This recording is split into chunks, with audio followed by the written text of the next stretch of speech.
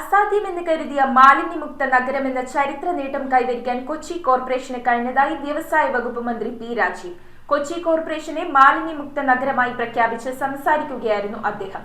Ernakulam town ഹാളിൽ നടന്ന ചടങ്ങിൽ Kochi mayor advocate M Anilkumar അധ്യക്ഷത വഹിച്ചു. ശുചീകരണ തൊഴിലാളികളെ ചടങ്ങിൽ ആദരിക്കുകയും മാലിന്യ ശേഖരണ വാഹനങ്ങൾ കൈമാറുകയും ചെയ്തു.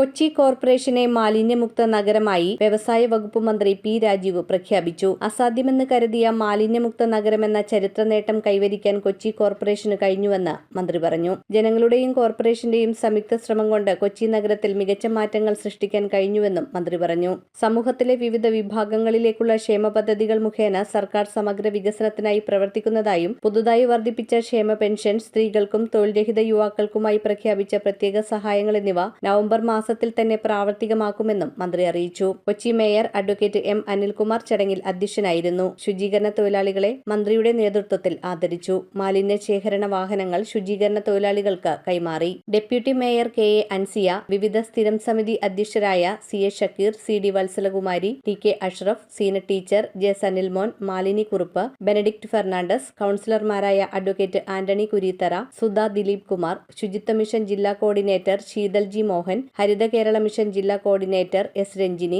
കൊച്ചി നഗരസഭാ സെക്രട്ടറി പി എസ് ഷിബു എന്നിവർ പങ്കെടുത്തു. News bureau, Kochi. നമ്മുടെ കൊച്ചി അടിപൊളി ഊണ്, ബിരിയാണി, പൊറോട്ട, ബീഫ്, ഷവായ, അൽഫാം, മന്തി തുടങ്ങി എല്ലാം കിട്ടുന്ന കിടിലൻ റെസ്റ്റോറന്റ്. ഫ്രണ്ട്സ് ആയിട്ടും ഫാമിലി ആയിട്ടും വേഗം പോരാ. The salt restaurant, Thoppumpady, Panampilly Nagar and Kakkanad.